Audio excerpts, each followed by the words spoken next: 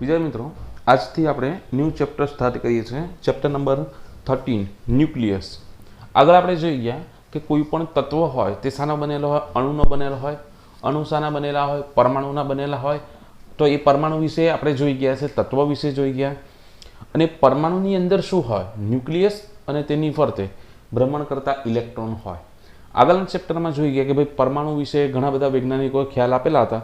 તેમાંથી પહેલાં થોમસનનું plum pudding model હતું, ત્યારબાદ બોર નામના વૈજ્ઞાનિકે મોડલ આપ્યું અને એ બધા મોડલો પરથી છેલ્લે એવું કન્ક્લુઝન નીકળ્યું કે પરમાણુનો મોટો ભાગ ખાલી છે, એટલે કે પોલો છે, અને તેના કેન્દ્રની અંદર સૂક્ષ્મ ભાગ છે કે જ્યાં પરમાણુનું મોટા ભાગનું દળ અને સમગ્ર ધન વિદ્યુત પર કેન્દ્રિત થયેલો છે, અને તેને એમને શું નામ આપ્યું?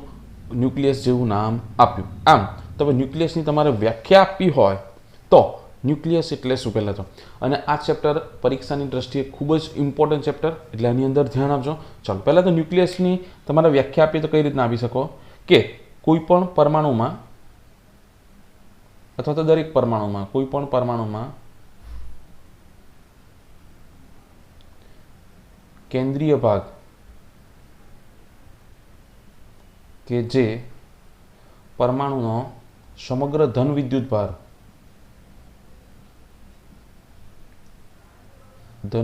ભાર અને મોટા ભાગનું દળ ધરાવતો હોય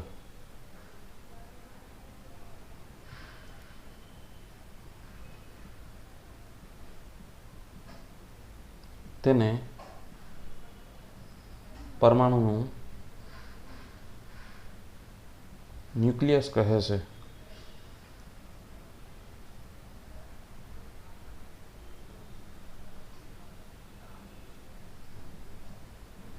શું કીધું કે પરમાણુનો સમગ્ર ધન વિદ્યુત ભાર, કેમ કે વિદ્યુત ભારિત કણ કયા આવે? પ્રોટોન, અને તે બધા ક્યાં હશે? ન્યુક્લિયસની અંદર જ। અને ન્યુક્લિયસની અંદર શું હશે? પ્રોટોન વત્તા ન્યુટ્રોન, અને તેની ફરતે કક્ષાની અંદર શું આવે? ઇલેક્ટ્રોન। તો આપણે એવું કીધું કે પરમાણુનો સમગ્ર ધન વિદ્યુત ભાર એટલે કે બધા જ પ્રોટોન અને મોટા ભાગનું દળ, બધું દળ નથી કીધું, મોટા ભાગનું દળ, કેમ કે પ્રોટોન અને ન્યુટ્રોનનું દળ ન્યુક્લિયસમાં આવે, પણ ઇલેક્ટ્રોન તો ક્યાં આવશે? કક્ષામાં। તો એનું જે દળ ખરું તે ન્યુક્લિયસમાં કેન્દ્રિત ગણાશે નહીં। આમ મોટા ભાગનું દળ અને સમગ્ર ધન વિદ્યુત ભાર કેન્દ્રીય ભાગમાં કેન્દ્રિત થયેલો હોય તેને શું કહેવાય? પરમાણુનું ન્યુક્લિયસ કહે છે। એવું કહેવાય કે ન્યુક્લિયસનું કદ એ પરમાણુના કદ કરતાં 10⁻² ભાગનું છે। કે પરમાણુનું જો કદ હોય તેને 10⁻² વડે ભાગો તો તમને ન્યુક્લિયસનું કદ મળે, એટલું નાનું છે પરમાણુની સાપેક્ષે। અને તેમ છતાં જે એનું દળ છે તે 99.99% જેટલું, 99.9% જેટલું દળ, કેમ કે ઇલેક્ટ્રોન સિવાયનું બાકીનું બધું જ દળ તે નાના ભાગની અંદર કેન્દ્રિત થયેલું હોય છે। એટલે પરમાણુનો મોટો ભાગ પોલો છે ને તેમાં ટપકા જેવું એક નાનું એવું ન્યુક્લિયસ છે કે જેની અંદર સમગ્ર ધન વિદ્યુત ભાર અને મોટા ભાગનું દળ એમાં કેન્દ્રિત થયેલું છે। હવે આ જે પરમાણુઓ હોય કે હાઇડ્રોજન પરમાણુ, હિલિયમ, તે પરમાણુઓના દળ કયા એકમમાં માપવામાં આવે? હવે આપણે અત્યારે ડે ટુ ડે લાઈફની અંદર દળનો કયો એકમ વાપરીએ? કિલોગ્રામ। હવે કિલોગ્રામ અથવા તો નાનો એકમ હોય તો ગ્રામ, તો 1 ગ્રામની અંદર પણ કરોડોની સંખ્યામાં, અબજોની સંખ્યામાં પરમાણુ આવી જાય। તે ગ્રામ પણ એ પરમાણુના વજન માટે, દળ માટે બહુ જ મોટો એકમ કહેવાય। તે એવો કોઈ એકમ કે જે પરમાણુના દળ માપી શકે, તેના માટે એક નવા એકમની શોધ થઈ, એટોમિક માસ યુનિટ। એટોમિક માસ યુનિટ, અને એનું શોર્ટ ફોર્મ છે AMU, એટોમિક માસ યુનિટ। એટોમ એટલે પરમાણુ, માસ એટલે દળ, અને યુનિટ એટલે એકમ। પરમાણુનું દળના માપન માટેનો એકમ તેને શું કહેવાય? એટોમિક માસ યુનિટ, શોર્ટ ફોર્મ AMU, અથવા તો એને ખાલી U વડે દર્શાવવામાં આવે। એટલે કિલોગ્રામ તો એ કેવો છે? બહુ જ મોટો એકમ છે, માટે એને U અથવા AMU એકમની અંદર પરમાણુ દળ દર્શાવવામાં આવે। હવે આપણે ખબર કે ભાઈ 1 કિલોગ્રામ હોય એટલે કે 1000 ગ્રામ, 1000 ગ્રામ ભેગા થાય તો 1 કિલોગ્રામ કહેવાય। તો આ જે પરમાણુનું દળ માટેનો એકમ ખરો AMU, તો તેને વ્યાખ્યાયિત કરવો હોય કે ભાઈ 1 AMU બરાબર કેટલા કિલોગ્રામ અથવા કેટલા ગ્રામ, તો તમે કેવી રીતના કરી શકો, અથવા 1 AMU એટલે ક્યાંથી આવ્યા એમ. તેની વ્યાખ્યા તમે એવું આપી શકો કે અનુત્તેજિત અવસ્થામાં રહેલો કાર્બન પરમાણુ હોય 6C12, તેનો જે પરમાણુ દળ હોય તેના ભાગ્યા 12 કરવાના, તો જ અમને જે દળ મળે તેને 1 AMU અથવા 1 U કહેવાય. AMU ની વ્યાખ્યા એવી રીતના આપી શકો, અનુત્તેજિત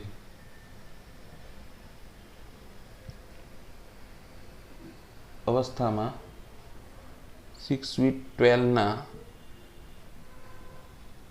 પરમાણુ દળના 12મા ભાગને, કેમ કે એનો પરમાણુ ભાર કેટલો છે 12, એટલે 12 વડે ભાગી કાઢવાનો, ભાગને 1 AMU અથવા U 1 U કહે છે.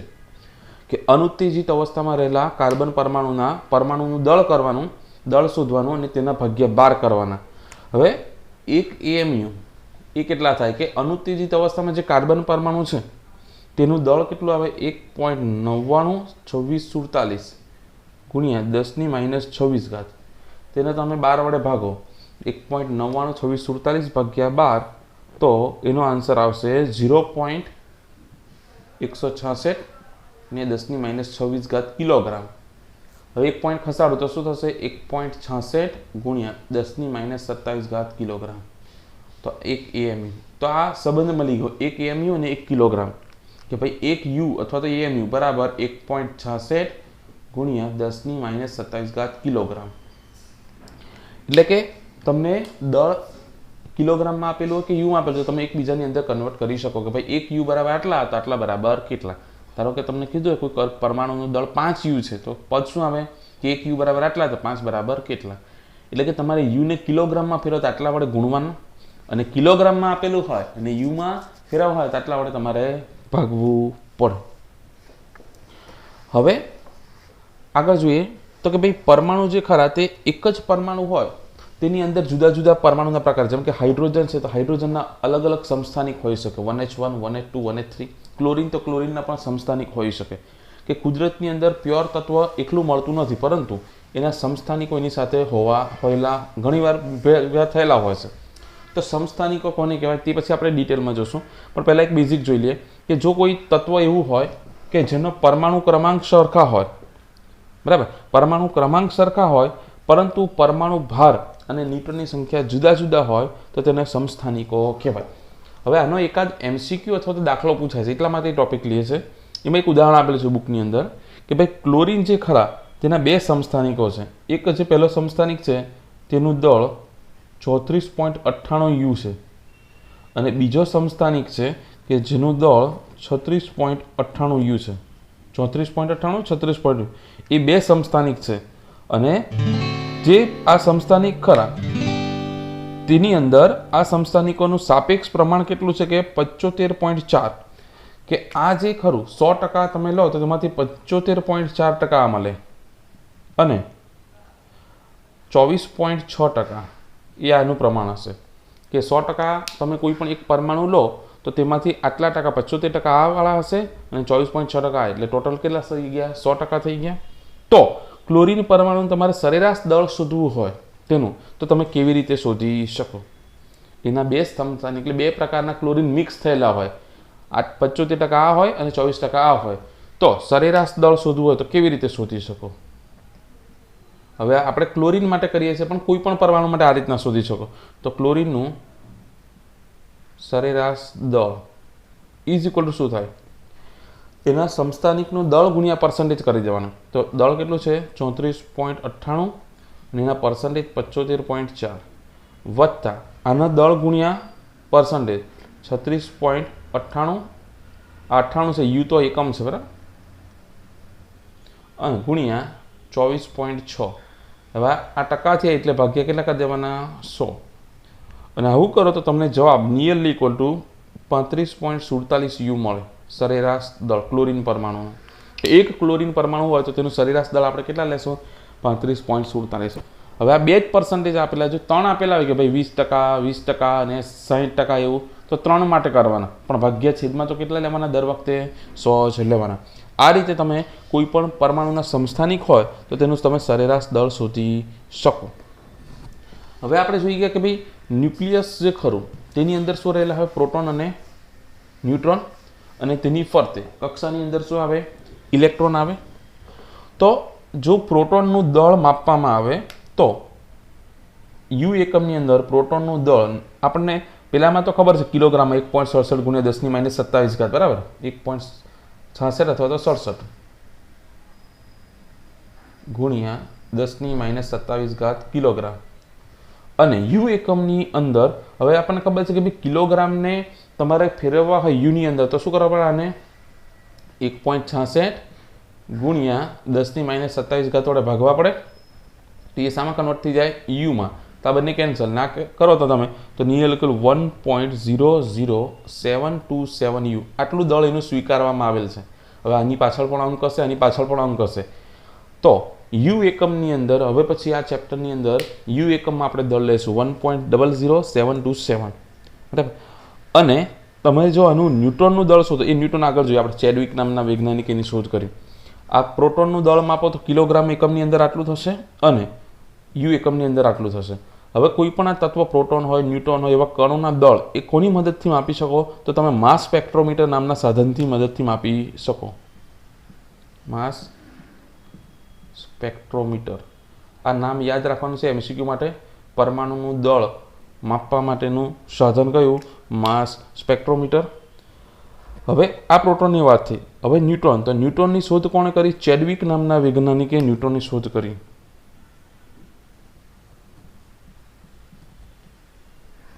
પ્રયોગશાળાની અંદર પ્રયોગો કરીને એમણે એવું કીધું કે ન્યુક્લિયસની અંદર પ્રોટોન સિવાય પણ એક એવું કણ છે કે જે વિદ્યુતની દ્રષ્ટિએ કેવા છે?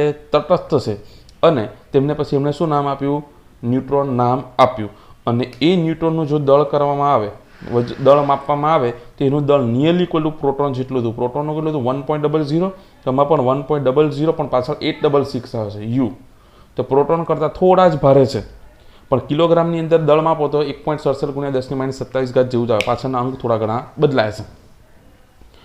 તો પ્રોટોનનું દળ થઈ ગયું, ન્यूट्रॉनનું દળ થઈ ગયું। ઇલેક્ટ્રોનનું દળ આપણને ખબર છે 9.1 ગુણ્યા 10⁻31 ઘાત 1 કિલોગ્રામમાં, એને તમારે 1.66 ગુણ્યા 10⁻27 ઘાત વડે ભાગો તે તમને યુ એકમની અંદર મળશે। તો જો તમને કિલોગ્રામમાં દળ યાદ હોય તો તમે યુની અંદર કન્વર્ટ કરી શકો, તો યુમાં તમારે યાદ રાખવાની જરૂર નથી। હવે કોઈ પણ તત્વનું ન્યુક્લિયસ હોય અથવા તો કોઈ પણ તત્વનો પરમાણુ હોય તેને તમે કઈ ક્ષણના વડે કેવી રીતે દર્શાવી શકો?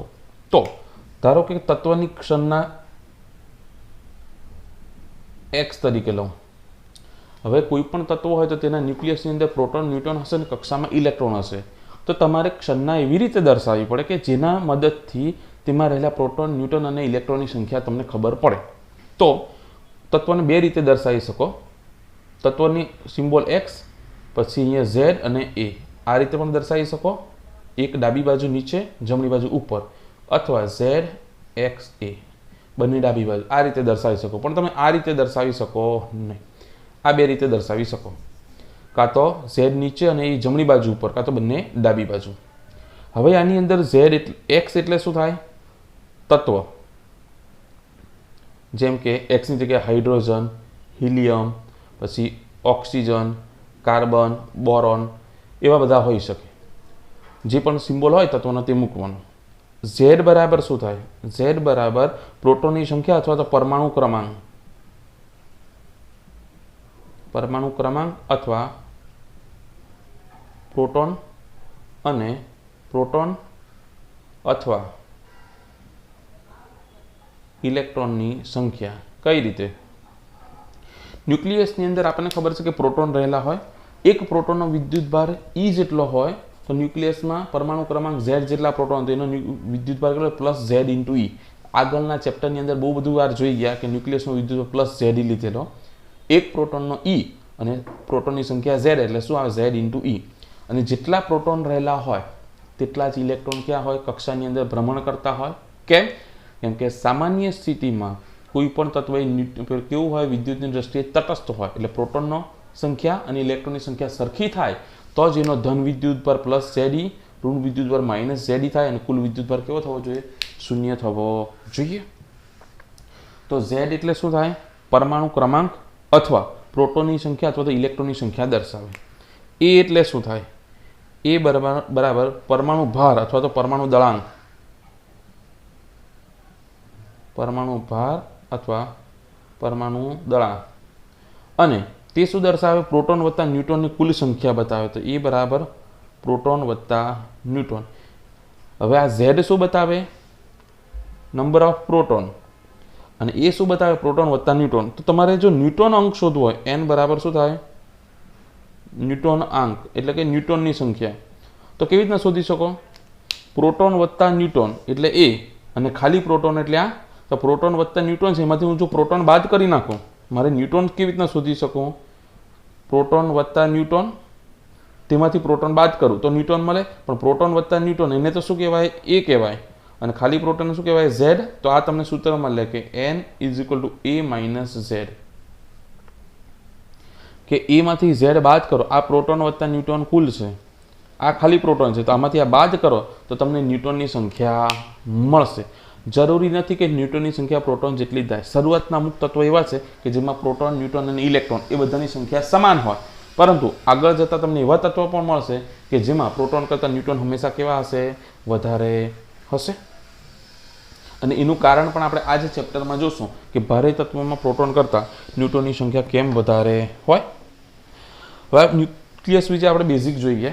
ત્યાર પછી આની અંદર આવે છે આઇસોટોપ, આઇસોટોન, આઇસોબાર કોને કહેવાય? આઇસોબાર, આઇસોમર એ કોને કહેવાય? અને કેવી રીતે યાદ રાખશો તે આપણે જોઈએ. સમસ્થાનિકો ગુજરાતીમાં અથવા ઇંગ્લિશની અંદર એને કહેવાય આઇસોટોપ.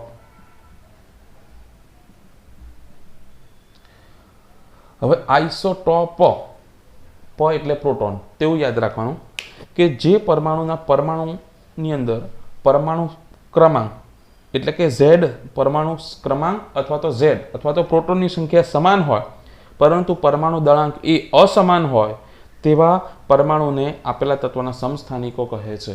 કે જેની અંદર પરમાણુ ક્રમાંક ઝેડ સમાન, જે બે તત્વના ઝેડ સમાન હોય પરંતુ એ કેવા હોય?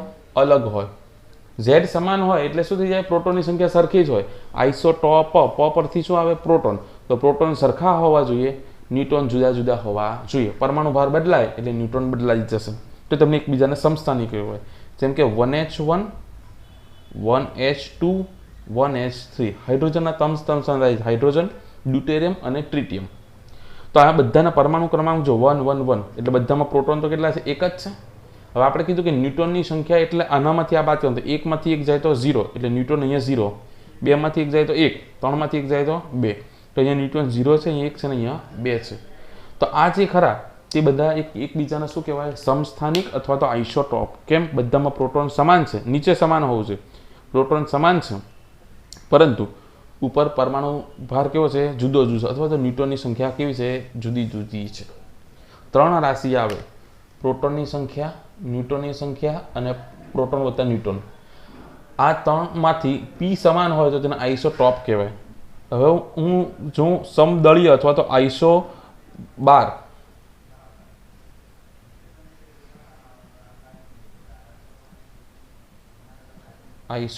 આઇસોબાર એટલે ભાર, પરમાણુ ભાર, કે જેની અંદર પરમાણુ ભાર એ સમાન હોય પરંતુ ઝેડ કેવો હોય? અસમાન. આ ત્રણમાંથી કોઈ પણ એક જ રાશિ સમાન. આઇસોટોપની અંદર પી સમાન હતો. હવે આઇસોબાર એટલે પરમાણુ ભાર, તેમાં એ સમાન હોય. આ બે કેવા હોય? અલગ અલગ હોય. તો તેવા તત્વોને શું કહેવાય? સમદળીય, અથવા તો એને તમે કહી શકો કે આઇસોબાર. ધારો કે 2He3 અને 1H3, 2H3 1H3. આમાં તમે જોઈ શકો છો પ્રોટોનની સંખ્યા કેવી છે? જુદી જુદી, પણ આ એ કેવા છે? સમાન છે. અને ન્यूट्रॉन એટલે શું થાય? આનામાંથી આ વાત કરો તો 3માંથી 2 જાય તો 1 અને 3માંથી 1 જાય તો 2. તો ન્यूट्रॉन પણ જુદા જુદા છે. પ્રોટોનની સંખ્યા અહીંયા 2, અહીંયા કેટલી છે? 1, પરંતુ એ પરમાણુ ભાર બંનેના કેવા છે? સમાન છે. તો આને શું કહેવાય? સમદળીય અથવા તો આઇસોબાર કહે છે, કે જેમાં પરમાણુ ભાર સમાન હોય. ત્યાર પછી આઇસોટોપ, આઇસોટોન.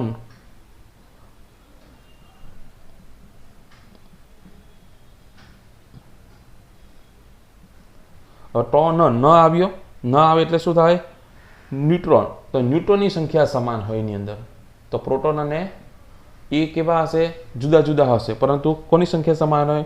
ન્યુટ્રોનની સંખ્યા સમાન હોય. તો તેવા તત્વોને શું કહેવાય? આઇસોટોન. તો તેની અંદર n સમાન હોય તો બીજા બે અલગ અલગ હશે. ધારો કે બે તત્વ લઈ લઉં કે એક તત્વ એવું છે કે ATHG198 અને બીજું તત્વ છે 79AU197. તો આ બંનેના પ્રોટોનની સંખ્યા જુઓ તો પ્રોટોન કેટલા છે? આમાં 80 છે, આમાં 79. પરમાણુ ભારની વાત કરું તો 198, આ 197. આ બંને અલગ, આ બંને અલગ, પણ ન્યુટ્રોન સમાન થશે. 198 એનામાંથી 80 જાય તો 118, 197માંથી 79 જાય તો આપણને કેટલા થશે? 118. આમ ન્યુટ્રોનની સંખ્યા સમાન છે તો એને શું કહેવાય? એકબીજાના આઇસોટોન. આઇસોટોપ એટલે પ્રોટોનની સંખ્યા સમાન, આઇસોબાર એટલે ભાર, પરમાણુ ભાર સમાન, આઇસોટોન એટલે શું સમાન હશે? ન્યુટ્રોન સમાન હશે. ત્યાર પછી એક બીજા આવે છે આઇસોમર. હવે તેની અંદર શું સમાન હોય? તેની અંદર આ ત્રણે ત્રણ સમાન હોય.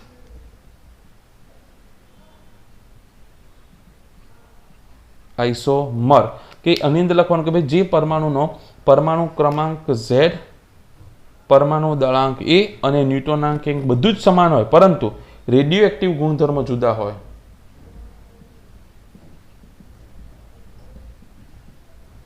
રેડિયો એક્ટિવિટીના જે ગુણધર્મો હોય તે કેવા હોય?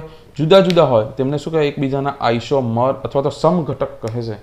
આઇસોમર અથવા સમઘટક. આવું તમારે કેમેસ્ટ્રીની અંદર આવી ગયું હશે. જેમ કે જે રેડિયો એક્ટિવ તત્વ હોય તેની અંદર તમને આવું જોવા મળે. જેમ કે 35Br80 કે આ જે તત્વ છે તો તેના જેવું જ બીજું તત્વ મળે કે એ બંને માટે પ્રોટોનની સંખ્યા સમાન, ન્યુટ્રોનની સંખ્યા સમાન, પરમાણુ ભાર બધું જ સમાન, પરંતુ તેમના રેડિયો એક્ટિવ તત્વ ગુણધર્મ કેવા હશે? જુદા જુદા હશે. તો તેમને શું કહેવાય? એકબીજાના આઇસોમર. તો આજે આપણે આ ચેપ્ટરનો બેઝિક ખ્યાલ જોઈ ગયા. હવે ડિટેલની અંદર નેક્સ્ટ લેક્ચરમાં આપણે સ્ટાર્ટ કરશું.